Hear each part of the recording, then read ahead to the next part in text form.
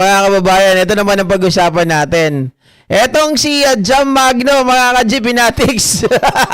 Tirusta! Etong si BP Sara Duterte, mga kababayan. Diyos ko, grabe talaga ito magsalita si Jam. Talagang kinawawa, pinupog at ginulpe, mga kababayan, itong si Sara Duterte. Sa kanyang mga pahayag. Oh, pakinggan natin ito. Girl, you are an abomination if the Filipino people will elect you. What? What the fuck? It will be a reflection of the Filipino taste. You think you're above the nation? Sara Duterte. Hindi daw sabi ni Jam. Diba? Yung we aim for a Rodrigo Duterte but we'll just settle for a Sara just because she shares a family name. How sad. Hindi naman ako galit sa'yo sa personal na reason. Bakit, Jam? Ayaw na ayaw mo kay BP Inday. Siguro naiinsulto kasi how can I support a president kung alam kong mas matalino ako? Aray! Aray! Oo nga naman, mga kababayan, no? How can you support a president na alam mo mas matalino ka pa? Mas coherent, di ba? Mga ka-Gpnatics. Doon pa lang sa pagsagot ng mga interview without a advanced questionnaire, she can't deliver. Hindi niya kaya. Si Jam Magno, mga ka-Gpnatics, kahit wala pong script, walang binabasa, kaya niya pong magsalita ng dire-diretso. Basag. And girl, kaya kong mag-extemporaneous na wala akong binabasa. Kaya kong maging coherent, maging kalmado.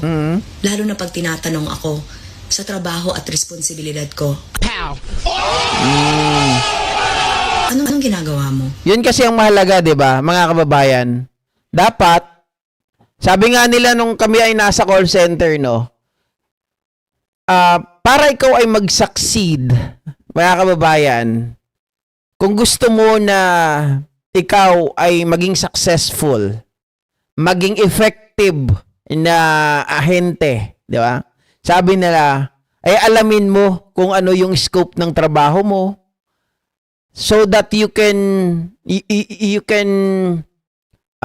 tawag dito, you can answer around the bush. Kahit na paikot-ikutin ka, kahit nakapikit ka, mga ka-Gpnatics, alam mo, di ba? Unlike dito kay Sara Duterte, mismong trabaho na lang niya, yung pinag-uusapan yung mga tanong sa kanya, ang nangyayari pa, I don't wanna answer that question. Taragis na yan, nagpa-presscon ka pa. Di ba? Wisit ka. Tapos, nagpapunta ka pa ng mga tao dyan, ayaw mo naman palang entertain ng question, mga kababayan. Dapat hindi ka na nagpa-interview. Diba? You can't grant interviews because Sabi kasi ni ito lang daw basahin ko. Aray!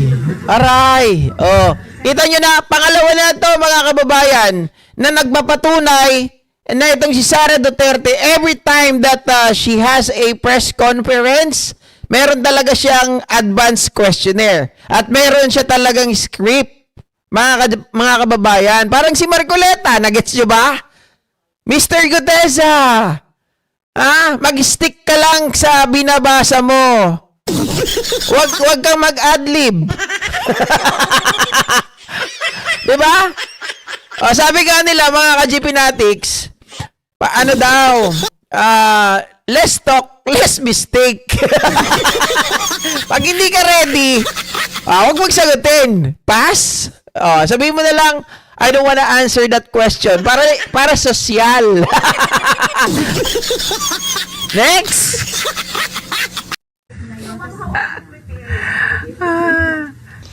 makikita that you are not as charismatic as your father. And just in case you didn't know what charisma is or charismatic is, it is both confidence and warmth. Both things you don't have. Competence and warmth. Diba? Kasi it's all propaganda. You are all propaganda. Ano pa nga ba? Tama naman, puro propaganda. Doon na nga lang siya pati yung script niya na walang kalatoy-latoy, walang ka-feelings, pinag-aagawan pa yun mga kababayan ng mga DDS kung sino daw yung sumulat. Sabi nung ni Badoy, si Badoy ata si Bunganga, sino ba yun? Si Trixie. Si Sara daw ang sumulat. Sabi naman nung isa, siya daw ang sumulat. Para kay Sara. Sabi ko, nag-agawan pa kayo, parehas naman kayong bupols. Diba? Kahit sabihin mo kay Sara yun, kahit sabihin mo dun sa DDS yun na nagsulat nun, parehas na katangahan yun Walang kalatoy-latoy ito pa isa.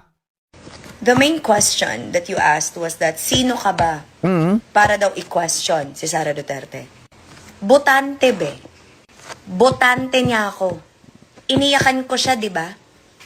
Binuwis ko rin ang buhay ko para suportahan siya.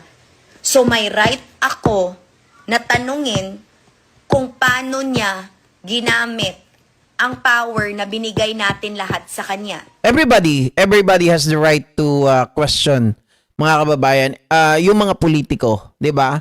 Kasi unang-una, tayo ay mga taxpayer. So, walang sino man ang pwede magsabi sa atin, who you to ask question.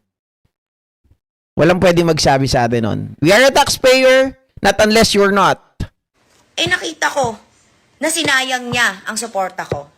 I'm not allowed to say anything? Right natin yan, be. This is a democratic country. Exactly. We are still the Philippines and not China. And of course, I will demand. Ang taas nga ng antas ng demand ko sa magbabantay lang sa anak ko. Sa presidente pa kaya ng Pilipinas? Sa representante ko pa kaya sa buong mundo? Tama. So, we're not allowed to question our leaders anymore? So what's the point of having a voice and a platform if we don't do that? Diba? I made pronouncements about her before. Hindi, baka kasi akala nila nasa China na tayo, jam. Diba? That you cannot criticize public officials. Otherwise, saan ka pupunta? Kulungan or 6 feet below the ground. If Sara Duterte, mga kababayan, become the president of the Philippines, it might going to happen. Baka, yung mga against sa kanya. I stand by those pronouncements at that time. At that time when I was not presented with facts. But fact of the matter is, we have every right to question a person that we elected in place. I helped elect her. I campaigned. Alam mo, the way she talk, mga kababayan, itong si Jam Magno, parang masasabi ko, dito pa lang, Sara ha, with the comparison of Jam Magno and you, malayong-malayo talaga. Kung si Jam Magno, may nabasa ko kanina, yung reporter, sabi niya gano'n, kung si Jam Magno pang tatakbo bilang presidente, baka iboto ko pa yun Sabi niya, ang layo talaga nila ni BP Sara Duterte. BP Sara need to have a advanced questionnaire for her to answer those questions. Di ba? At walang kabilib-bilib sa sarili niya. Bilib lang siya sa sarili niya, pero wala tayong nakita na talagang wala siyang karisma at saka parang mga kababayan, buyoy, di ba? Buyoy si Sara. Mas buyoy pa sa akin. Si Jam, tingnan niyo mga ka-GPnatics, napakagaling. Magaling na speaker. For her. Ferociously. My name attached to hers. And I have every right to question what she has done with the trust I had given her. Her office is a public trust. That is why I said I agree to impeach her, because she impeded on that trust. And you say that as if I'm not allowed? We all should question the... Parang masasabi ko pa nga na mas abogado to si Jam Magno totoo. Bakit, mga kababayan? Yung mga salitang impeded, hindi mo maririnig yan kay Sara Duterte. Yung mga salita niya is very common. Right? Sobrang common. Kasi yung mga yung mga abogado, we are expecting na talagang yung mga salita nila ay merong mga malalalim, di ba? Mga kababayan, yung uhugot, parang uhugot ka sa baol o kaya kailangan tumingin ka pa sa dictionary kay Google para i-search mo yung mga malalalim na salita na yon. Kay Sara Duterte, wala tayong makuha na bagong salita. Puro bulok. Di ba napakababaw? Mga ka-GP Natics, biruin mo, sa sobrang babaw, ang sinasabi niya, yung tuyo daw, mga ka-GP Natics, palaman. yung, mali pala. Ang sabi niya pala, yung pandesal daw ang palaman. Visit na yan. Yun ang makukuha natin. Person we support. Even I questioned PRRD before. I Uh-huh. just don't make videos about it because I can ask him myself, which I did when I met him. There were things that I did not agree with, but because I was capable of telling him myself when we met. The thing is, when you cannot question the person you are supporting, that's not how it should be. That's not a democracy. In a democracy, the people decide. Sabi dito ng Kabsat Makwan, her office is more of public trash. Trash. Mga ka-GP natin, trash. The people should be the bosses, not the politician. Correct. Yan kasi ang kahirapan for you to question. Ay, Bebang. Bakit mo i-question si Sara Duterte? Why not? Am I not allowed to question the same person I helped win?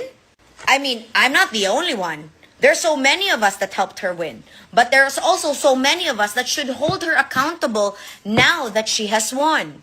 We should hold her accountable for the chaos that she started in 2023 that caused the demise of the unity. Sino ba ang nanguna sa problema? Hindi ba siya? And sasabihin mo na wala akong right na i-question yan? Bakit hindi? Bakit hindi? Are parents not accountable for their children? Isn't that what their branding was when we voted for them? That they would be the mama and papa of the Philippines? And what did she do?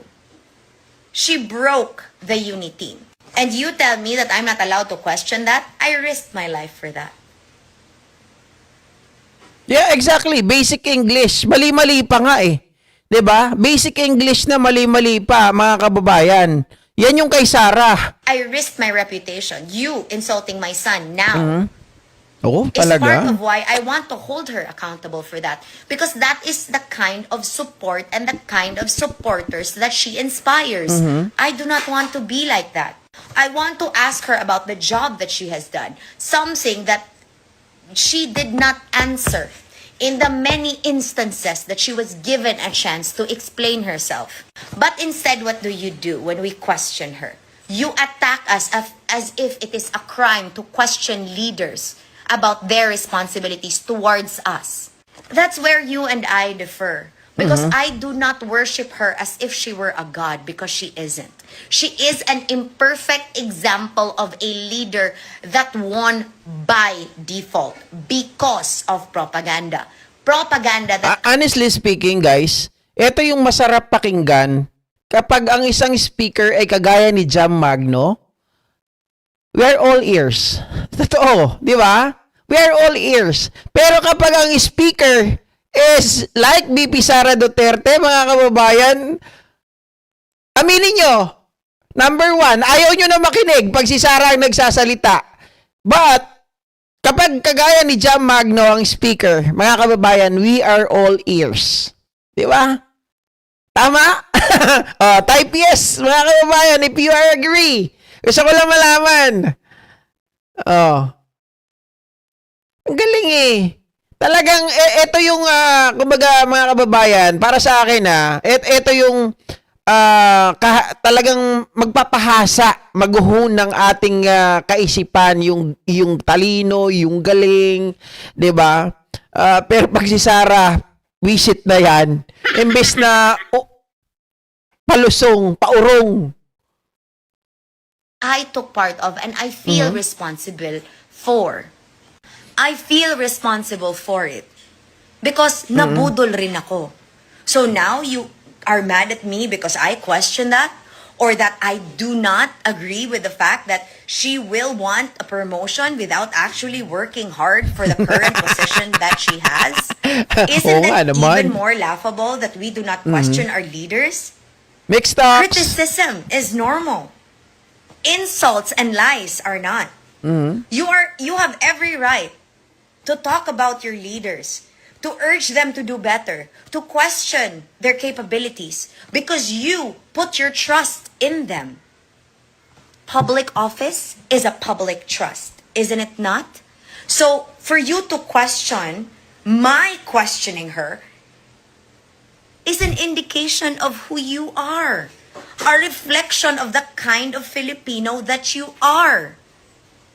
The kind of Filipino that would blindly follow somebody not because of capacity, because of pageantry. You treat her like some untouchable God. She isn't. More than anything, sulugoon siya be. Just like her father, who signed his letter. Diba? Inyong kanunayong sulugoon. Because sulugoon nato na sila. Even her. So why are you questioning me? So why am I the enemy for questioning her and her capacity? Why am I the enemy for stating a fact that she should have done better? Hindi ko talaga makalimutan nung kinurot ako niya ni Jam Magno sa sa Tacloban. Napagkamalan ko talaga siyang bakla.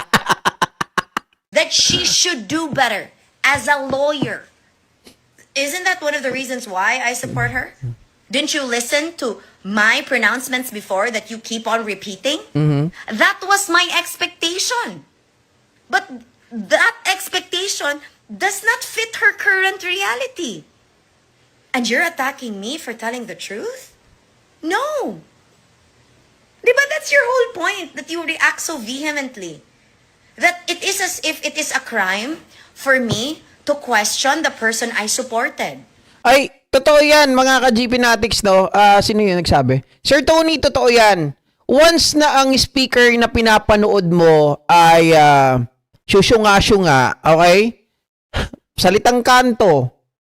Tapos, puro hatred ang lumalabas sa bunganga. Tapos, wala kang napupulot na sabihin natin magandang bagay na nanggaling dun sa speaker na pinapanood mo. It reflects, mga kababayan, ito ay makikita sa personality mo. Oo. Kasi once na ikaw ay nakikipag-usap, mapapansin yan. Kita mo nung panahon ni Digong Duterte, look what happened sa mga Pilipino. 'Di ba? Naging palamura. Yung mura, mga ka-GP Natics, nung time na yon ay naging normal na lang. O, tapos yung tipong pati yung mga DDS dati, pagkausap mo, tinanong mo, nagkaroon kayo ng argumento na nagalit ka kay Duterte kasi minuraan niya ang Panginoon, sasabihin nila, hindi, tama naman siya eh. Tanga naman talaga si Jesus, sasabihin ganun. Biruin mo, nagpapako, anak siya ng Diyos, makapangyarihan siya.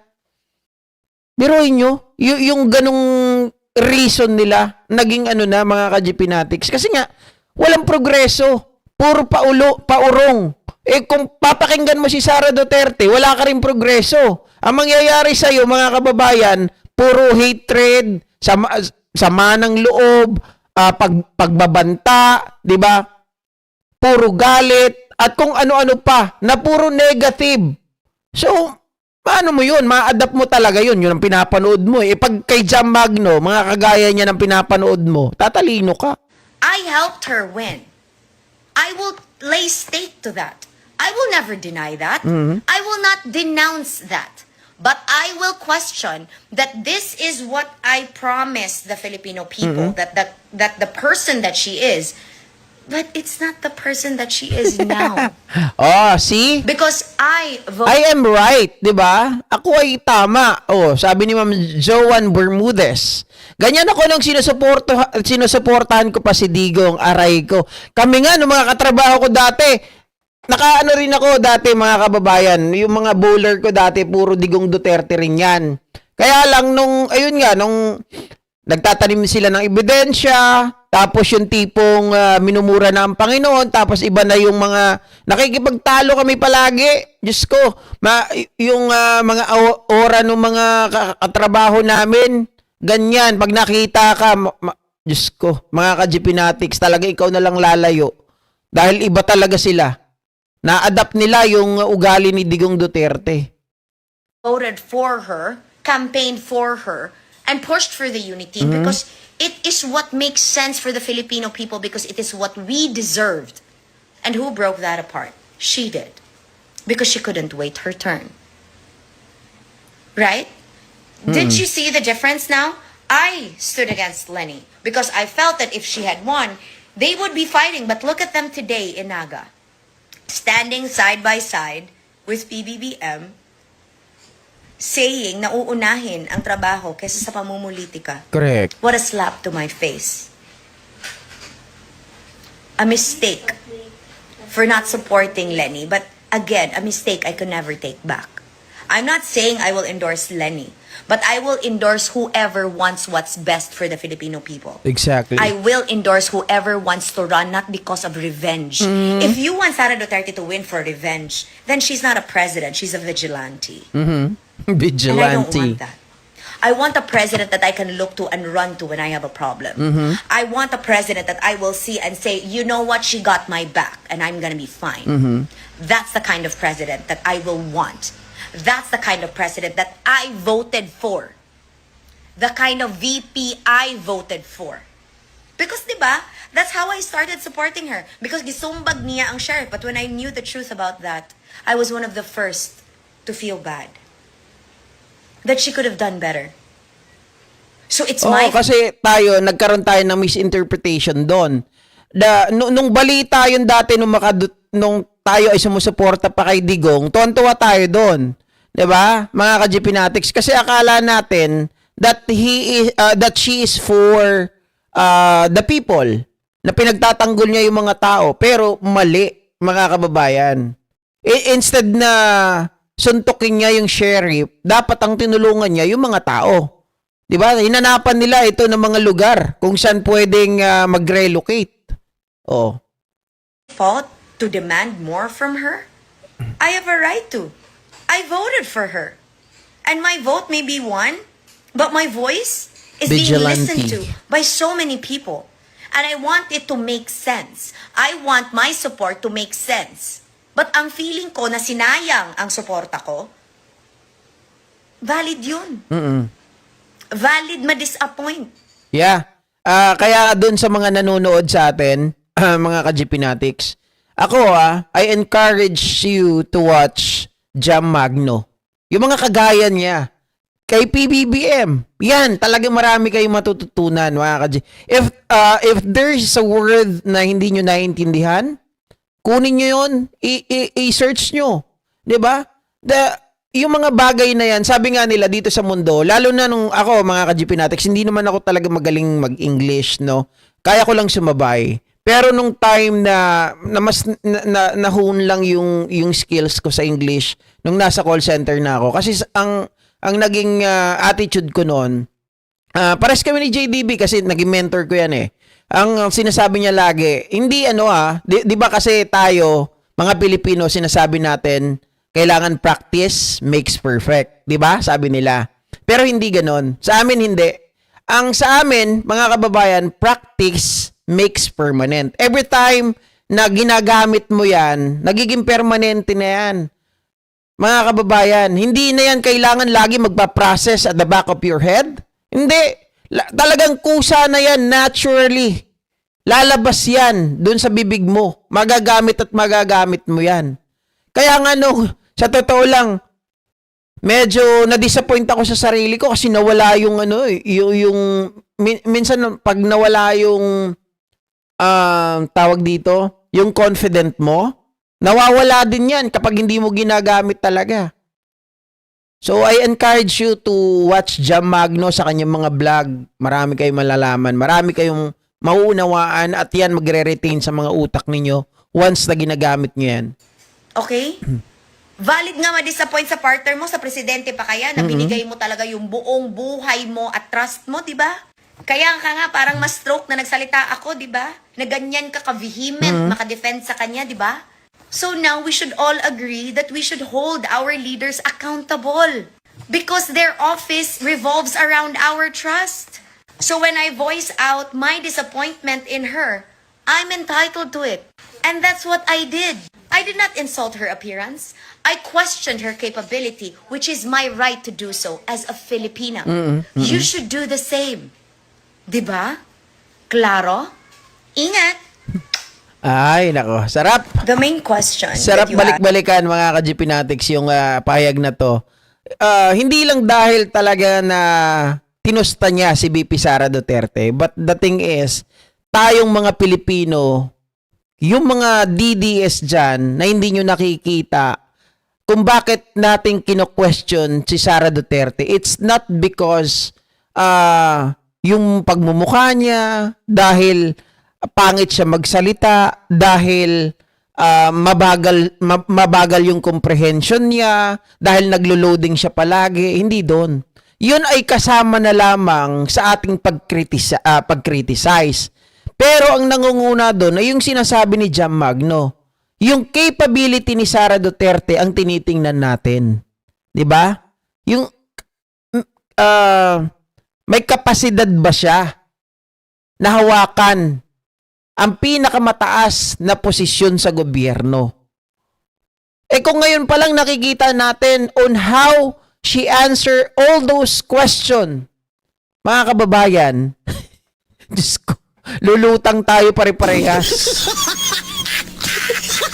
Paano pa kaya kung ibang tao na ang mga kausap neto? Baka dumugo na yung ilong.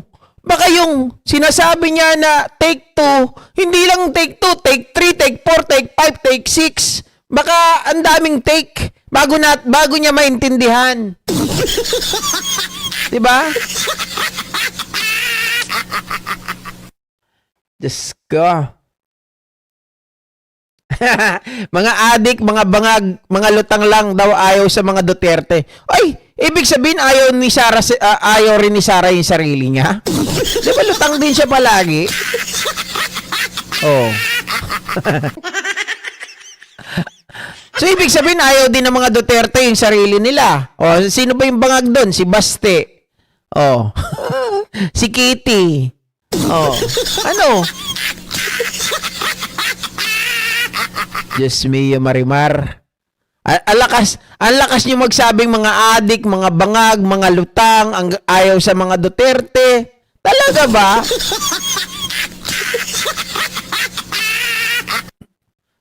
Baka kayo yun. Alright. So, meron pa ba tayo? Oy, eto, mga kababayan.